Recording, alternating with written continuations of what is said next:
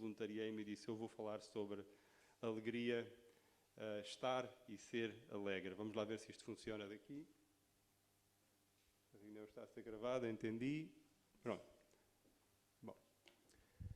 Eu gostava de começar por ler esta escritura. Em vez de estarmos aqui a passar microfones e até ter visto que já estamos um bocadinho adiantados na hora, eu vou ler. E aconteceu que o Deus do céu olhou o restante do povo e chorou. E Enoque prestou testemunho disso, dizendo, como é que os céus choram e derramam as suas lágrimas como a chuva sobre as montanhas? E Enoque disse ao Senhor, como é que podes chorar? Sendo que és santo e de toda a eternidade para toda a eternidade, e tomaste Sião para teu próprio seio, de todas as tuas criações, de toda a eternidade para toda a eternidade, e nada, a não ser paz, justiça e verdade, é a habitação do teu trono, e a misericórdia irá adiante da tua face e não terá fim. Como é que podes chorar? Como é que tu estás triste, Senhor? E o Senhor disse a Enoque, olha estes teus irmãos, eles são a obra das minhas próprias mãos, e eu dei-lhes conhecimento no dia em que os criei, e no jardim do Éden dei ao homem o seu arbítrio. E aos teus irmãos disse eu, e também dei mandamento, que se amassem uns aos outros, e que escolhessem a mim, o seu Pai. Mas eis que eles não têm afeição e odeiam o seu próprio sangue. E este é o motivo que levou Deus a chorar perante Enoque. Deixa-me lá ver se consigo passar aqui. Consegui. Em 2 Néfi 2, de 11 a 23, lemos também, porque é necessário que haja uma oposição em todas as coisas. Se assim não fosse, não haveria retidão, nem iniquidade, nem santidade, nem miséria, nem bem, nem mal. Portanto, é preciso que todas as coisas sejam compostas numa só. Pois se fossem um só corpo, deveriam permanecer como mortas, não tendo vida nem morte, nem corrupção nem incorrupção, nem felicidade, nem miséria, nem sensibilidade, nem insensibilidade. Sem estas coisas, teriam permanecido num estado de inocência, não sentindo alegria por não conhecerem a miséria. Eu estou aqui a ver se aos poucos e poucos chego lá. Se vocês estão a sentir dificuldades, provavelmente, por vezes na vossa vida, em sentir esta alegria de que foi falada e de que estamos aqui a introduzir, vocês não são os únicos. Deus chorou. Deus tem motivos para se sentir triste também. E o seu sentimento de tristeza não advém do facto que as pessoas o desrespeitam a Ele. Como foi lido na primeira escritura que lemos, que estava em Moisés, esse sentimento de tristeza vem da maneira como nós nos tratamos uns aos outros, da dor e do mal que infligimos uns aos outros, apesar de todas as oportunidades que Ele nos deu. Há aqui, eu não sei se vocês...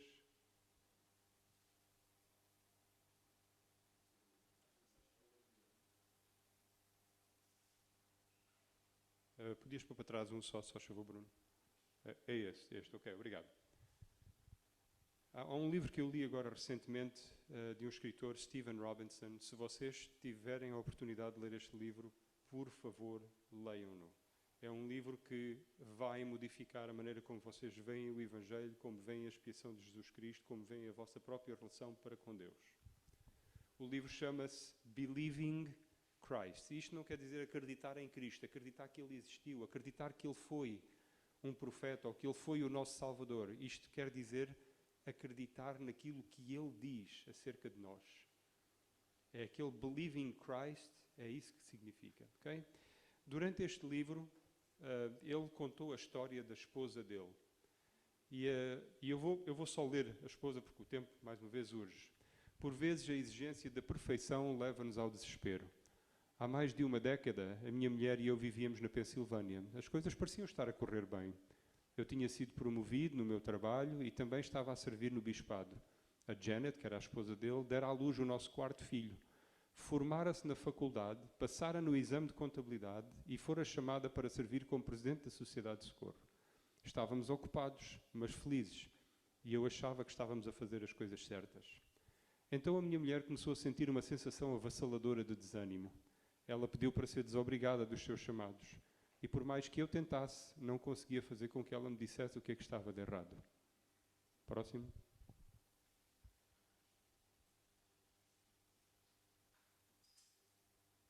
Uma noite, depois de 2 semanas a ser pressionada por um marido, por vezes insensível, mas preocupado, ela finalmente disse: está bem, queres saber o que passa? Já não consigo fazer isto. Não consigo levantar-me às 5h30 da manhã para fazer pão e ajudar os meus filhos com os trabalhos de casa e fazer os meus trabalhos de casa. Não consigo fazer as minhas coisas da Sociedade de Socorro. Não consigo fazer a minha genealogia, nem costurar, nem ir às reuniões da Associação de Pais, nem escrever aos missionários. E ela acrescentou: não tenho o talento da irmã Morrill.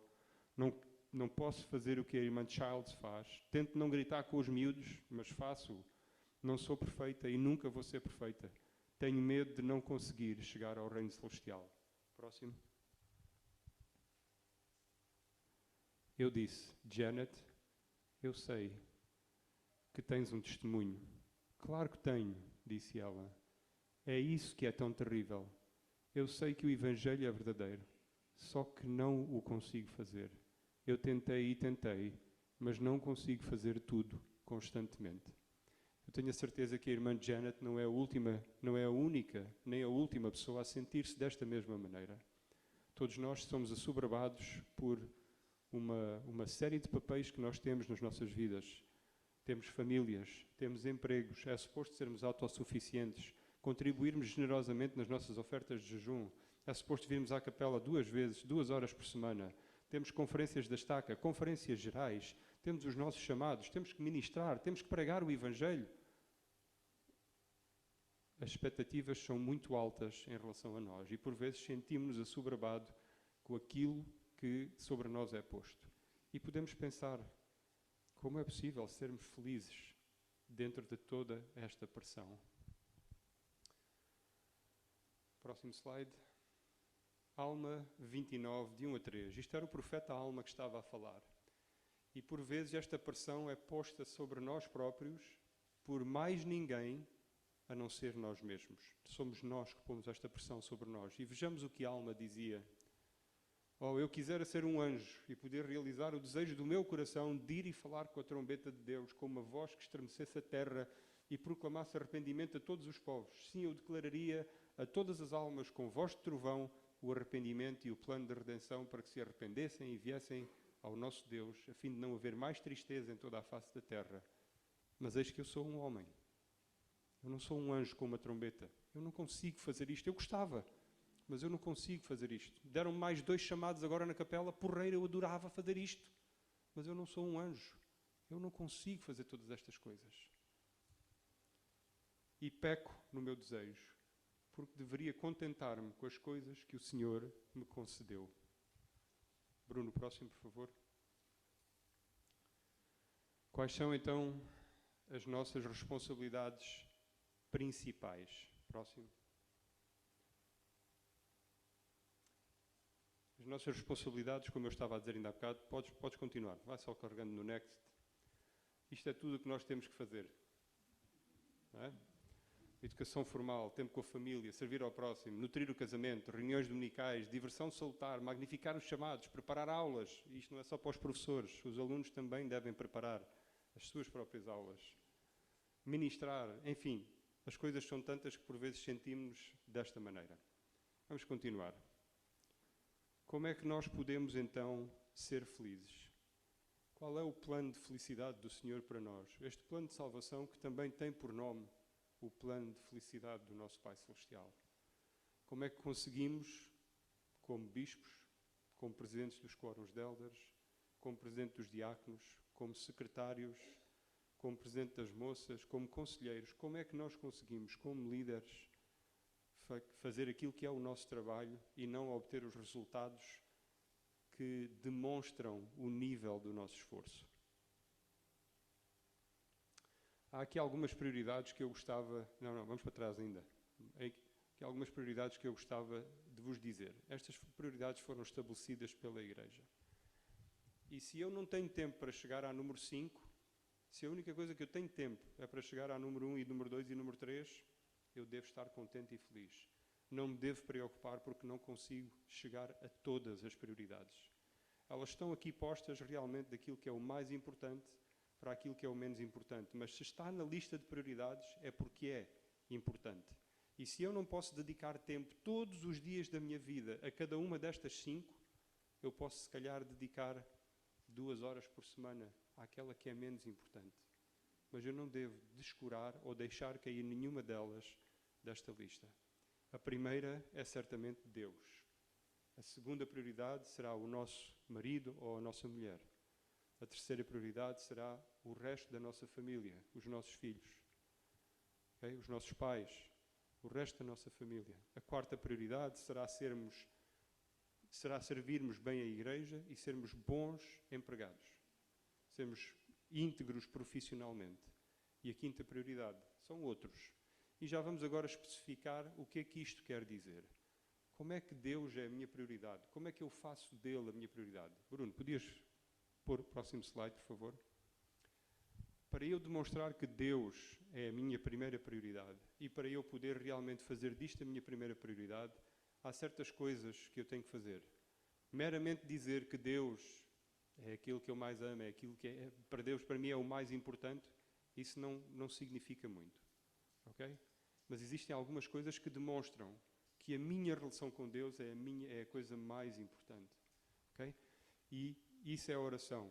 É o estudo do Evangelho que me ajuda a ensinar, que me ajuda a aprender quem Ele é, qual é o seu propósito e o seu objetivo para mim e como eu me posso aproximar mais dele. O estudo do Evangelho ensina-me tanto acerca de Deus como me ensina também acerca de mim, aquilo que eu sou neste momento e aquilo em que eu me tenho que tornar. E ajuda-me a identificar o espaço que existe entre o presente e o ideal. Além disso, o cumprimento dos convénios que vamos fazendo. Isto é o que eu devo fazer, no mínimo, para me ajudar a pôr Deus em primeiro lugar. E isto deve ser a minha prioridade, número 1. Segundo, a minha esposa. No meu caso, a minha esposa, no caso das senhoras, das mulheres, o vosso marido. Tempo e atividades de qualidade. Sentarem-se no sofá no fim do dia, com a televisão acesa, mais um telefone na mão e mandar a mensagem de um para o outro, não se qualifica como tempo de qualidade. Okay? Aqui há que sairmos da caixa. Há que fazermos coisas que são realmente de valor, que acrescentam oportunidades para nos comunicarmos. Eu não sou perfeito nisto, como a Sónia prontamente poderia vir aqui e testificar. Mas isto tem que ser uma prioridade na nossa vida. E isto tem que ser uma prioridade antes que eu chegue às outras prioridades que vêm a seguir. Se eu não estou a conseguir chegar à prioridade...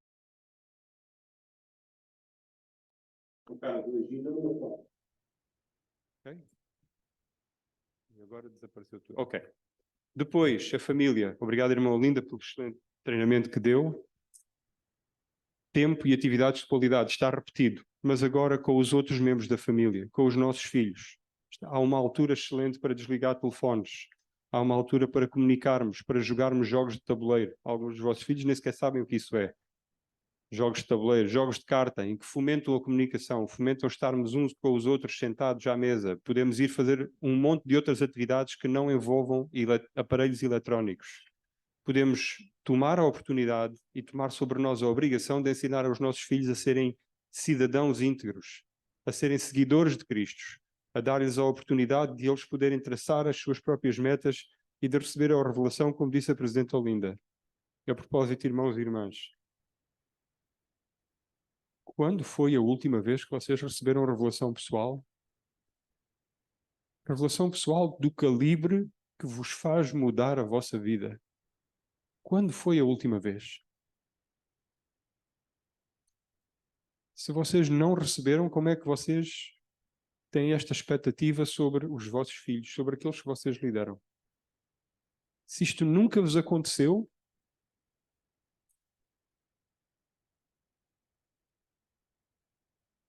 enough said. Bom, depois vem a igreja e os empregos. E aqui não existe uma coisa mais importante que a outra. Nós não podemos ignorar a igreja e dar como desculpa o nosso emprego, nem devemos nunca ser desonestos no nosso emprego e dar como desculpa os trabalhos que temos que fazer da igreja. Ok? Temos que ser empregados honestos, temos que magnificar os chamados, temos que magnificar o sacerdócio. Isto tem um significado específico. à medida que eu vou sendo mais digno, à medida que eu me vou aperfeiçoando, o poder do sacerdócio, não a autoridade que me é conferida, mas o poder do sacerdócio, que é tanto para os homens como para as mulheres, tanto para os homens como para as mulheres, pode estar mais forte em mim. E eu posso estar mais conectado através do princípio da revelação com aquilo que é a vontade de Deus.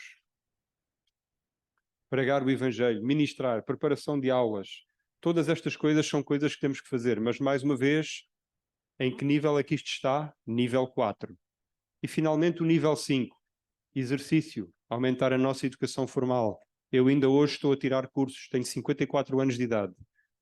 Há pouco tempo recebi o meu certificado de instrutor e de formador em Portugal. Agora também vou começar a dar formações a nível profissional.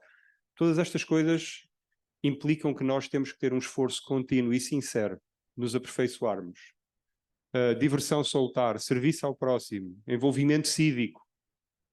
Todas estas coisas são importantes. Irmãos e irmãs, no entretanto, mais uma vez, chegamos aqui ao ponto em que dizemos, mas eu não consigo fazer tudo isto. O meu dia tem 24 horas, Brigham Young disse, trabalhem 8, descansem 8 e divirtam-se 8. Não dá. Mesmo vindo de um profeta, não dá. Ok? Mas mais uma vez, naquelas 8 horas fora do vosso trabalho, naquelas 8 horas fora do vosso trabalho, arranjem algumas horas todos os dias para poder fazer coisas que estão no 1, no 3, no 2 e no 4 e no 5 também. Arranjem, mais uma vez, pode não ser tudo todos os dias, mas tentem encontrar equilíbrio. E não se fustiguem repetidamente e com muita força se não conseguirem. E se falharem esta semana, este mês, este ano, se falharem. Não é de vós exigido que sejam perfeitos hoje. Não é de vós exigido que sejam totalmente felizes e contentes com vocês mesmos e com os outros hoje. É um processo. A perfeição, se vocês seguirem o convite que eu vos fiz de lerem o livro do irmão Robinson, a perfeição, vão vocês descobrir que só será atingida muitos milhares de anos depois de já estarem no reino celestial. Portanto, tentar atingi-la hoje, queridos irmãos, não vale a pena. Tenham paciência com vós mesmos, tenham paciência com os outros, recebam revelação pessoal, porque isso, para mim, e isto é uma coisa muito pessoal, para mim, não há coisa que me dê mais prazer e que me dê mais felicidade do que receber revelação pessoal. Portanto, façam esse esforço. Ajudem os vossos filhos, ajudem a vossa esposa, ajudem as pessoas que vocês foram chamados para servir a receber revelação pessoal. O nosso profeta disse que nestes últimos dias seria impossível sobreviver sem a capacidade de receber revelação pessoal. E se até aos jovens da primária este desafio está a ser feito, então imaginem o quanto é importante para eles e o quanto é importante também para nós. Esta apresentação eu queria deixar com vocês em nome de Jesus Cristo. Amém.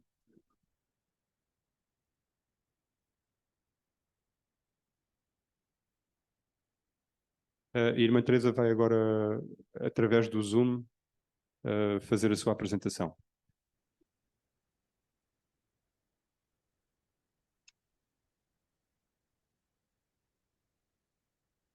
Sim, sim, já estamos a ouvir, irmã Teresa. Pode continuar. Muito obrigada. Que bom que é poder estar convosco ainda assim à distância. Vou tentar ser breve. Eu tinha aqui toda uma apresentação para vós que tinha previamente pensado, mas ao escutar as apresentações e o treinamento anterior, senti claramente vontade de partilhar convosco rapidamente uma experiência que tive no primeiro domingo deste mês, na Sacramental da minha aula. Era o domingo de testemunhos, naturalmente, e eu tive o privilégio de ter ao meu lado a Eva, de 8 anos. E a Eva, de 8 anos, sentou-se muito direitinha entre mim e a minha mãe. A minha mãe tem 85 anos e ela esteve no meio de nós, com o Inário, a ministrar à minha mãe e a mim. E, curiosamente, houve uma altura em que a Eva se levanta e vai ter com a mãe dela e diz que gostava de prestar o seu testemunho. Ora, com 8 anos, a mãe disse-lhe, se calhar é melhor eu pedir autorização ao bispo antes de tu ires. E a Eva veio sentar-se outra vez ao pé de mim, com um semblante muito triste, porque parece que já há um mês que ela tinha vontade de ir prestar testemunho. Então, passado um bocadinho, a mãe que foi para o púlpito olhou para mim, eu fiz um sinal à mãe e a mãe diz: bom, diga à Eva para vir. Então lá foi a Eva, muito contente, para o púlpito e foi prestar o seu testemunho. Com 8 anos, um testemunho muito puro, muito direto, muito assertivo, muito claro, e todos que estavam presentes sabiam que aquela menina de 8 anos tem um testemunho do Salvador, um testemunho do seu batismo, um testemunho da família, um testemunho da importância que é ter amigos, porque ela falou em tudo isto no seu testemunho. A Eva sai do púlpito, vem sentar-se novamente ao meu lado e o pai dela vai ao púlpito. E o pai dela partilha a sua experiência também com a Eva. Ele diz: ontem à noite, a nossa família, nós temos passado por alguns desafios, mesmo desafios de saúde, e nós dissemos que não íamos jejuar desta vez. Esta semana não iríamos conseguir jejuar. E a Eva disse: mas eu quero jejuar. E então a Eva começou o seu jejum de 12 horas, com 8 anos. E eu lembro-me de ter sentido o espírito tão doce e o privilégio que era de estar sentada ao lado daquela menina de 8 anos, que sem saber ministrou de forma perfeita, como o Salvador faria claramente se estivesse ali. O Salvador estava ali naquela reunião sacramental com a Eva, sentada ao meu lado. Não só isto, mas a Eva ainda esteve a distribuir os autocolantes todos que ela tinha no diário, que ela tinha trazido para a sacramental. E eu estava completamente abismada com a qualidade do testemunho desta menina. Claramente as nossas crianças e os nossos jovens têm um potencial de ministração acima da média. E tive o privilégio da semana passada estar no reencontro do FSY, e desenvolver com os jovens um workshop sobre inclusão, sobre a importância de garantirmos que todos aqueles que vêm a Cristo, entrando nas nossas capelas ou juntando-se às nossas famílias, em reuniões familiares, sejam os nossos amigos, aqueles que querem vir a Cristo, que se sintam realmente parte daqueles que são cristãos. E como é que nós podemos trabalhar isso em nós? E tivemos uma boa discussão sobre isso. Não? Falámos sobre como nós identificamos como as nossas capelas estão a ser preparadas em termos de acessibilidade para quem tem desafios motores, como é que nós podemos tornar os espaços acessíveis e como é que nós podemos também tornar os nossos corações acessíveis quando nós permitimos ministrar àqueles que têm desafios, sejam desafios com identidade de género, com situações de dependência de alguma substância, alguma dependência comportamental, como pornografia ou videojogos ou as redes sociais, sejam. Todos são muito, muito bem-vindos ao Senhor e nós podemos e devemos ministrar com muita qualidade a todos os nossos irmãos. E o Evangelho está acessível a todos e todos devem sentir que pertencem ao nosso meio como cristãos. De maneira que estivemos a falar um bocadinho com os nossos jovens sobre isto na semana passada e esse amor que pode ser gerado, essa qualidade de coração que pode ser gerada, permite que os nossos irmãos podem ser conduzidos ao Salvador, que é quem cura. O curador mor é o nosso Salvador. Temos muitos programas à disposição na igreja, inclusive através dos serviços familiares. Nós temos programas de autoajuda, temos cursos, nós temos inclusive grupos de apoio que podem servir para que estes irmãos façam esse caminho. O que é importante é que nós estejamos ao lado deles como bons ministradores e inclusivamente também deixar-nos ser ministrados por estes irmãos nestes processos, que é muito interessante. Então, o que é que nós temos à disposição? Uma série de programas, deixem-me só mencionar 2 ou 3 que talvez sejam interessantes de serem contemplados, principalmente porque abrangem também como é que nós podemos ministrar com muita qualidade às crianças e aos jovens. Não é novo para vós, já falamos sobre ministrar aos outros em tempos de crise. Este programa tem especificamente uma área dirigida para os nossos jovens, como ministrar aos jovens quando eles passam por crises, por desafios. Não só os jovens, mas também tem uma sessão particularmente dedicada às crianças, como ministrar às crianças quando passam por perdas ou por situações de trauma. este é um recurso que nós temos à disposição e que nos pode ajudar, enquanto pais e enquanto líderes, a fazer esta administração de forma perfeitamente adaptada e ajustada, para que eles possam tirar partido dessa administração. Para além disso, temos também alguns grupos de apoio e no mundo inteiro, neste momento, estão a ser testados grupos, inclusive, para ajudar os jovens que estão a passar por desafios com pornografia. São grupos terapêuticos.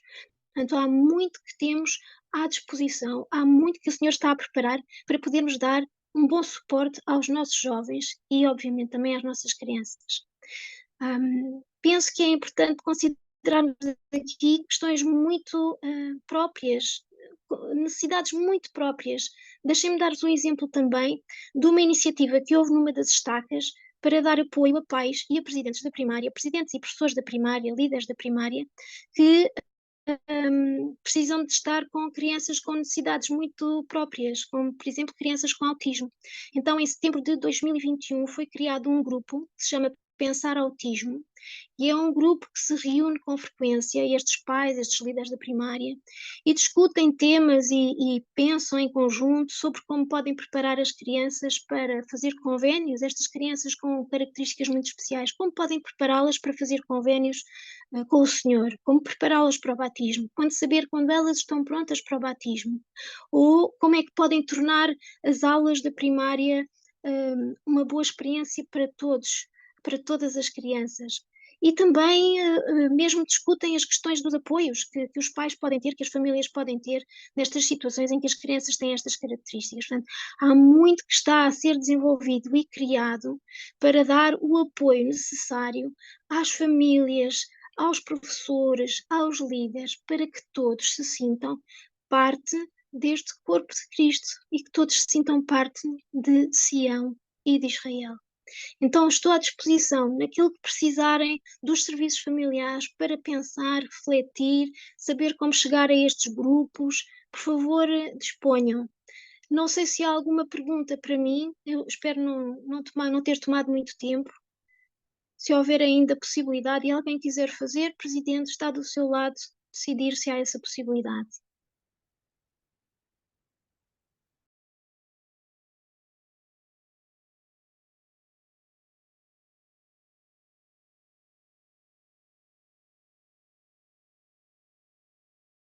Boa tarde a todos, espero que estejam animados para aquilo que vão ouvir agora a seguir. Eu sei porque o discurso do Presidente Luís Melo falava muito sobre alegria e depois daquilo que ele falou eu descobri que realmente é algo difícil falar ao microfone com ele mais longe da boca. Queridos irmãos, só para corrigir, estamos numa reunião de liderança e estamos a treinar.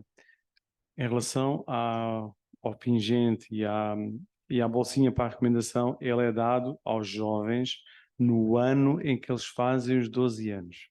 Está bem? Não é aos 12 anos, é no ano em que eles fazem 12 anos. Isto porquê?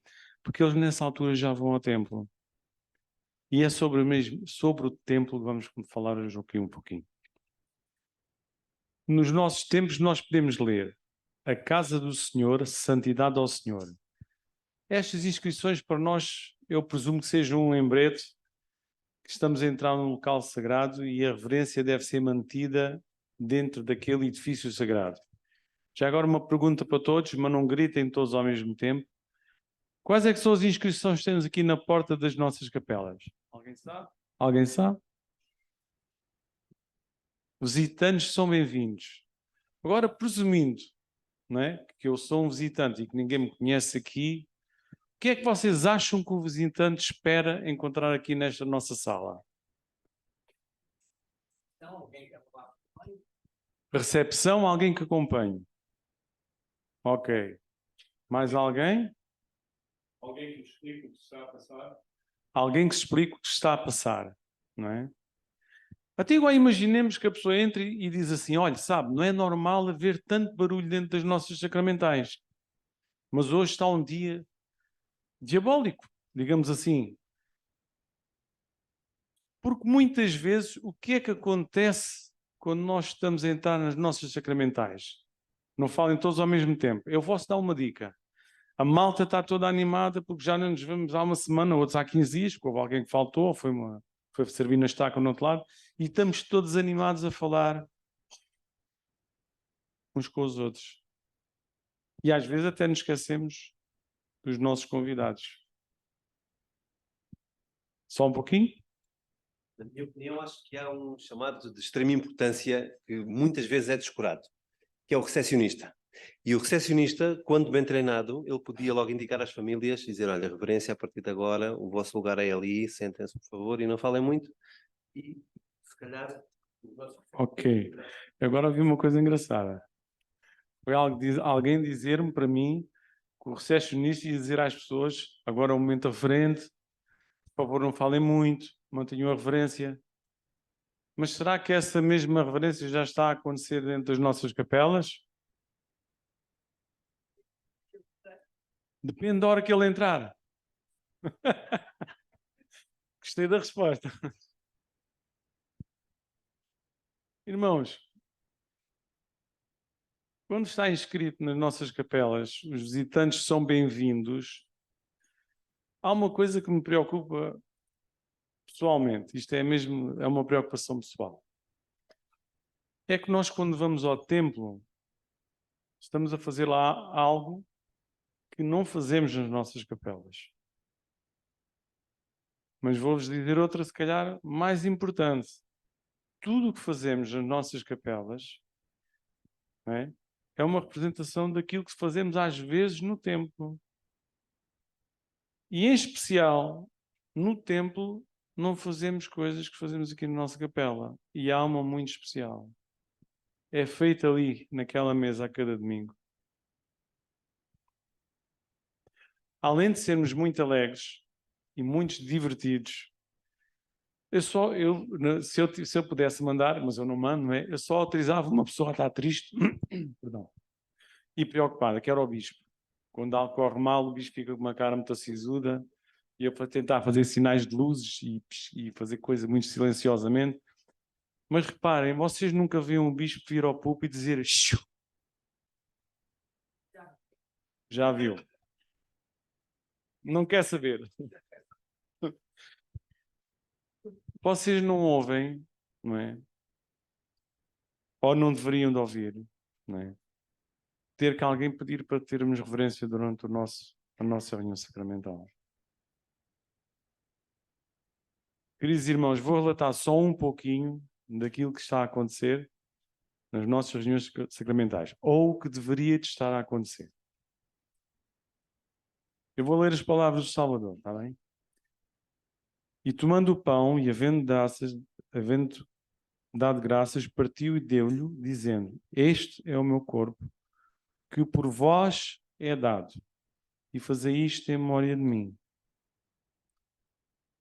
O nosso Salvador, ele, digamos que é exposto naquela mesa a cada domingo. E se nós queremos ter paz e alegria durante a nossa semana, nós precisamos daquilo que acontece ali cada domingo. Depois da descrição que o Presidente Luís Mel fez, que é perfeito sobre a nossa vida e sobre os nossos desafios, é simpático dizer desafios. Temos vidas muito difíceis, bem piores que a minha. É difícil termos alegria. E, em especial, termos alegria quando não temos uma reunião sacramental em que nós não conseguimos renovar os nossos convénios e receber a remissão desses pecados, porque não nos lembramos da expiação do nosso Salvador. Queridos irmãos, imaginemos que isto é uma peça de teatro, não é?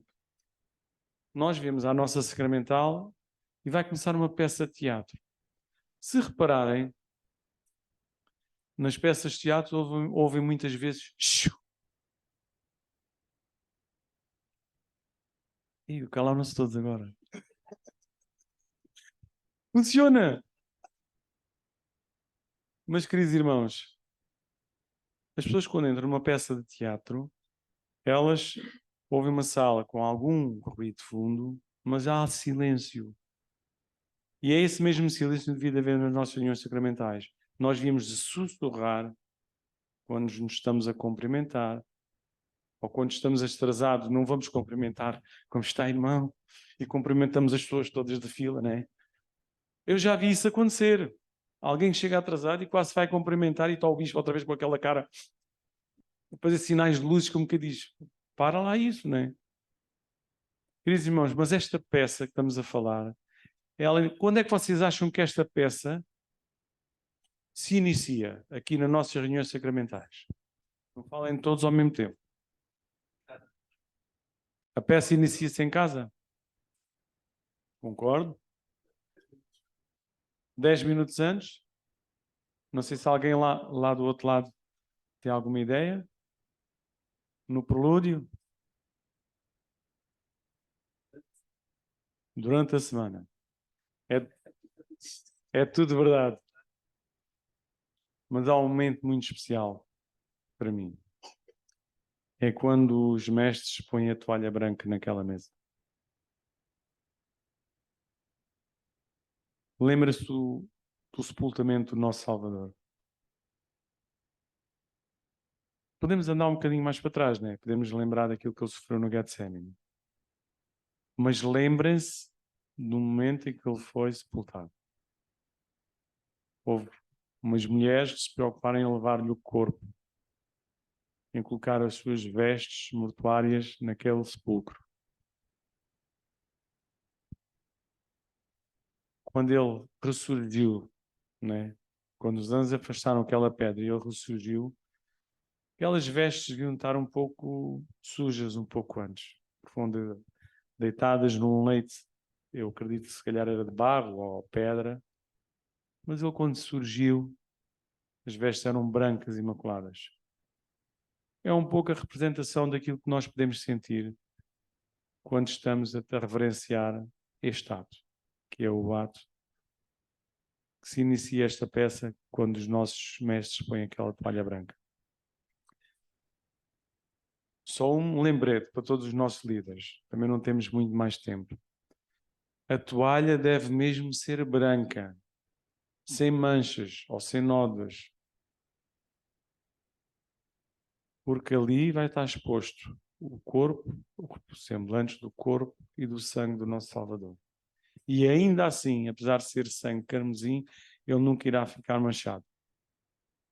Também por uma razão muito simples, deixámos de ter o vinho. Passou a ser água só. Queridos irmãos, é muito difícil ter alegria nesta vida se nós não tivermos a companhia do Espírito. E essa companhia, ela vem porque nós a cada semana renovamos os nossos convénios, limpamos os nossos erros, os nossos pecados e fazemos isto naquele ato que é muito importante. Mas acreditam que é mesmo muito importante termos uma sacramental reverenciada? Não falem todos ao mesmo tempo? Acha que é extremamente importante, irmã? Agora vamos passar à parte prática. Estamos mesmo a terminar. Diga. Posso falar um bocadinho contra mim ou não? Se quiser. Contra mim e contra a maioria dos presentes. Eu, ultimamente, não consigo chegar a tempo e horas à sacramental. Com os miúdos pequenos, com a esposa, etc. E a reverência também parte disto. Porque nós, por vezes, não conseguimos chegar àqueles 10 ou 15 minutos, ou até mesmo 20 antes. E há uma certa irreverência quando nós chegamos atrasados ou em cima da hora. E eu acho que é bastante importante nós refletirmos também sobre isto. Pronto, só está desculpado por causa da Esther, senão já estava a culpar. Queridos irmãos, todos nós vamos chegar atrasados. Desculpa, irmão Baixo, não te vi. Eu só queria dizer uma coisa. O que está aqui a dizer agora é bom para os líderes, mas é para toda a gente, é para toda a congregação. Portanto, convinha que todos nós pudéssemos ouvir isto. E nós, enquanto líderes, pudéssemos dar exemplos. Ora, este é algo que eu gosto muito. Nós, como líderes, temos de dar exemplos. Desculpa, eu cheguei um bocadinho atrasado. Devia ter chegado aí, se calhar, um quarto de hora mais cedo. Mas pronto, foi o que foi possível. Irmãos, todos nós vamos ter motivos para chegar atrasados um dia. E usando naquilo que vocês nos ensinaram, e obrigado por isso. Mas que isso não seja mesmo uma rotina, não é? Mas eu não julgo ninguém, nem estou, eu já não sou ninguém para julgar, seja quem for. Eu não fico a pensar porque é que chega atrasado. Eu não penso nisso, e acho que vocês também não devem fazer. Devem, se calhar, a pensar o que é que eu posso fazer para ajudar alguém que está sempre a chegar atrasado. Porque uma pessoa que chega uma ou duas vezes atrasada no ano não é uma preocupação. Agora, se a pessoa chega, não é irem lá apontar o dedo, está bem? É perguntar o que é que podem fazer para ajudar. Às vezes, basta perguntar, precisas de ajuda? Se calhar não tens um autocarro que te chega a horas, se calhar posso dar uma boleia. Há tantas coisas e às vezes vamos julgar e estamos a ser condenados por aquilo que pensamos. Queridos irmãos, mas agora passemos à parte mais prática da coisa. Vamos enumerar algumas coisas que podemos fazer para ter as nossas sacramentais com mais reverência. E quem é que acham que deve estar incluído nisso? Além de sermos nós, não é? Nós os pais, nós os filhos. Acham que podemos envolver a liderança nisso? Quem, por exemplo? Não falem todos ao mesmo tempo? Já sei que o bispo vai ocupar tudo. O bispo e o presidente de ramo. Será que podemos envolver a primária? A presidente Olinda falou em algo, em algo muito engraçado, e a irmã Teresa também. As nossas crianças são espetaculares. Eles são melhores que nós. Começa logo por aí, não é? Se nós envolvemos a nossa presidente da primária, ou alguém da presidência da primária, para ter uma meta com os jovens, para lembrar os pais que têm que chegar a horas, e que no final o bispo até vai dar um prémio. Ouviram as palavras do presidente da Estaca? Para a juventude não há sempre orçamento extra. Acreditam que as crianças vão fazer uma meta pessoal em dizer aos pais: diga, irmã.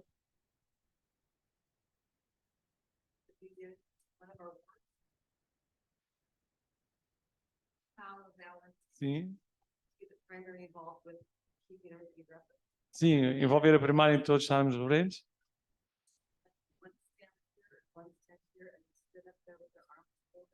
Ok. Wow. Ok. I understand, thank you. Por isso, na aula da irmã, eles tiveram uma meta pessoal que era da organização da primária, então puseram duas crianças de em pé, uma aqui de cada lado, em que elas estavam muito reverentes, de braço cruzado, e toda a gente ficou, uau, eles estão quietos. E isso dá um exemplo, e é verdade. Queridos irmãos, os nossos jovens são melhores que nós. E temos que ensiná-los com princípios corretos e pelos princípios corretos. Eu vou-vos contar um episódio que aconteceu aqui há uns anos, quando eu era bispo. Assim, é para nós termos um pouco de alegria. Eu estava no bispado, eu era o bispo na altura, e eu tinha uma postura que eu fazia. Eu punha-me no bispado, de em pé, calado. Às vezes estava muitos burburinhos, não é? No púlpito havia muitos burburinhos, e eu ficava calado de em pé. E havia um casal, dois casais que se sentavam sempre naquele lado, e estavam os dois homens, falaram, e eu assim de em pé olhava para eles dois muito sério, com aquela cara de bispo, né? Para fazer sinais de luz, então, calem-se lá que eu quero começar a reunião. Até que a esposa dizia assim, dá-lhe uma cotovelada e diz assim, o bispo está ali a olhar para ti. Mas acreditem, passou 2 minutos. Esse irmão, eu tenho muitas saudades dele, foi meu secretário, ele era um excelente secretário. Queridos irmãos, se nós queremos ter alegria na nossa vida e queremos estar felizes na sacramental, atenção, ninguém pode estar com cara de chateado, excepto o bispo, está sempre muito preocupado, ou os presidentes de ramo. Todos nós devemos ter um bom semblante quando estamos na nossa reunião sacramental. Agora não vou fazer uma peça de teatro para ter um bom semblante, está bem? Todos nós temos problemas e estamos a vivê-los. Eles não passam ao lado. mas que pelo menos acabemos a reunião sacramental com um sorriso nos lábios. Lembremos que o nosso Salvador expirou pelos nossos pecados. Eu presto o meu testemunho que esta é a sua obra. E ela é feita por todos vocês, pelos pais, pelos filhos também, e pelos líderes da igreja, e sou grato pelo profeta. Nos dá bons exemplos. E isto faço e deixo em nome de Jesus Cristo. Amém. Presidente. Obrigado, Presidente Rogério. Obrigado a todos os que participaram até agora. Bom, não vou fazer um discurso de meia hora, está bem? Vou-me resguardar para o domingo. O que é que podemos tirar desta reunião de instrução esta tarde? O que é que acham que podemos... Qual é o fio condutor do que estamos a falar hoje? Conseguiram-se aperceber, ou na vossa opinião? O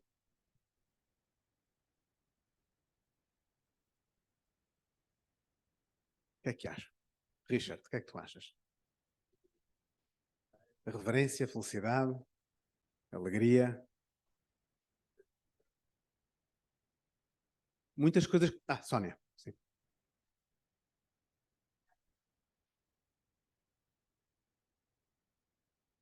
Sim. A irmã Teresa falou uma coisa que me chamou a atenção, e só gostava de dizer isto para encerrar. Ela disse que as capelas estavam a ser preparadas para que fossem mais inclusivas, né? E falou das pessoas que têm dificuldades de mobilidade.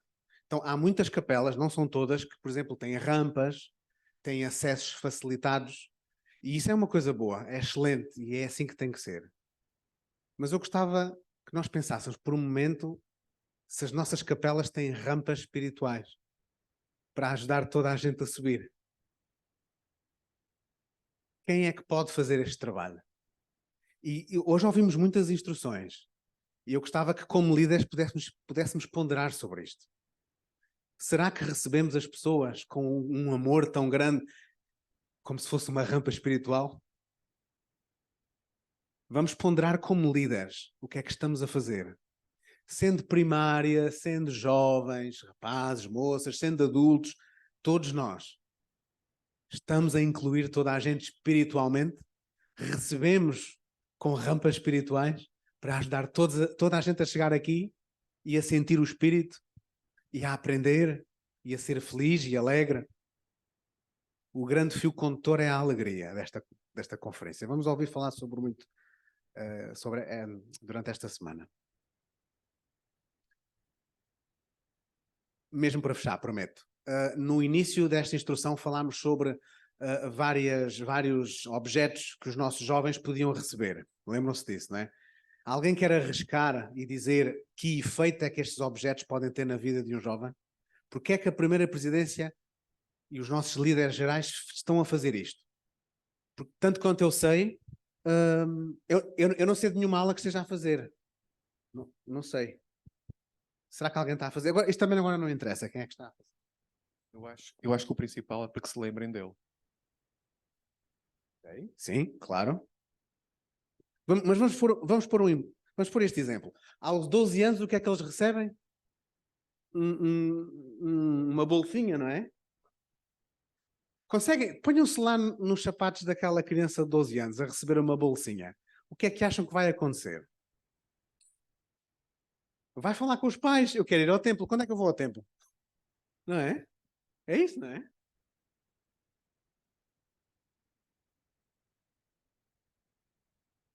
A bolsinha não pode estar vazia, né? Se eu entrevistei o jovem já para o sacerdócio, ele já ali, eu já vou aproveitar e já vou fazer a primeira recomendação para o templo dele, e ele já vai receber ela. Eu nunca entreguei uma vazia, ela sempre tem a recomendação com aquilo, e é o primeiro mês, é agora em dezembro em que eu sei quais são as crianças que estão, né, novembro, dezembro, que eu sei quais as crianças em janeiro que precisam ser entrevistadas para receber o sacerdócio. Quando essa instrução mudou, ela foi muito interessante, porque meu filho tinha 11 anos, e nós estávamos no Templo de Madrid, e nós íamos embora antes de 1º de janeiro, ele não podia entrar. E eu fiquei pensando, e aquilo marcou muito. Nos outros anos, nós fizemos algumas confraternizações na ala, e quando dava a meia-noite do dia 1º, nós ordenávamos todos ali, que era o primeiro dia e o primeiro momento em que todos já estavam entrevistados anteriormente, e eram todos ordenados ao sacerdócio arônico. E já estava tudo... Só não consegui emitir a recomendação antes, porque tinha que virar o ano. Mas foi ótimas experiências, né? E temos feito em algumas ocasiões isso ainda. Excelente mesmo, obrigado. Bom, Gurjão. Geralmente os nossos jovens, quando nos acompanham ao templo, nem sempre têm a oportunidade de levar dos pais os acompanharem. E nós já tivemos alguns momentos em que os jovens ficaram um pouco perdidos, né, depois das ordenanças. Seria possível, de quando se faz esta renovação da recomendação, fazê-lo e depois reunir a família e incentivar a própria família a estar presente, a ir mais vezes ao templo, etc, etc. E haver mais esta proatividade? Sim, claro que sim. A família tem que estar toda envolvida. Irmãos, o que é que os nossos jovens podem fazer para termos rampas espirituais à entrada da capela? O que é que eles podem fazer? Eles são a geração eleita, né? O que é que eles podem fazer? Podem discursar, podem fazer orações, podem pôr-se aqui de braços cruzados, como a irmã explicou. Eles podem participar em tudo, irmãos. Portanto, eu gostava de pedir aos líderes... Irmã Pacheco? Não esquecer ministração, duplas de ministração. Podem fazer parte das duplas de ministração. Tudo é ministrar na prática. Tá bom? Então, gostava... Sim, Bispo. O servir no sacerdócio, isso é muito importante. Servir no sacerdócio, abençoar o sacramento, preparar o sacramento, ministrar nas casas das pessoas, ensinar, exortar e tudo o resto mais. Bom, queridos irmãos, temos mesmo que encerrar, que estamos 10 minutos atrasados, fora da hora. Gostava só de comprometer os líderes aqui a algo. Bispos, eu não sei se vocês estão a entregar estes emblemas, não sei, tá bem? Também não preciso saber, mas gostava de vos pedir para que fizéssemos isso. Está bem? A partir de agora. O mais tardar até dia 1 de janeiro. Mas podem começar já, está bem? Podem fazer isso? Bispos de Setúbal, Évora, Santo André, Beja.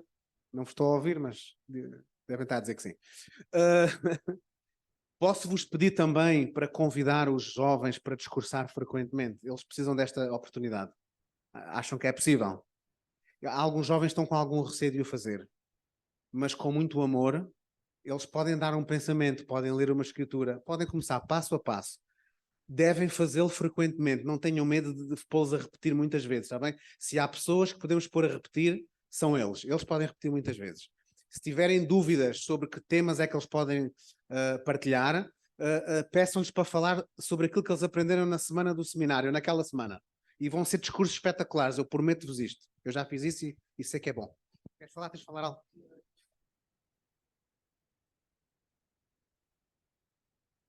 Na aula de Setúbal 1 fizeram esta experiência com os jovens e tem sido espiritual. Muito bem. Bom, irmãos, vamos encerrar a reunião, está bem? Gostava então de deixar estas minhas palavras em nome do nosso Salvador Jesus Cristo. Amém. E o meu Helder Altair? Ele vai fechar esta reunião. Muito obrigado.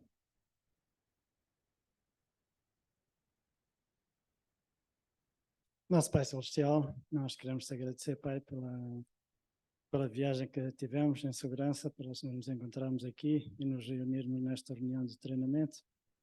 E agradecemos também, Pai, pelas palavras que ouvimos e agora abençoa, Pai, que possamos aplicá-las e possamos nos aperfeiçoar ainda mais na aplicação desses programas e também de aumentarmos a reverência e aumentarmos o poder de recebermos a revelação e possamos te buscar para podermos receber a tua orientação e também possamos agir de acordo com os princípios de retidão, para assim demonstrarmos que não só dependemos de ti, mas também dependemos de todo o conhecimento que adquirimos de ti.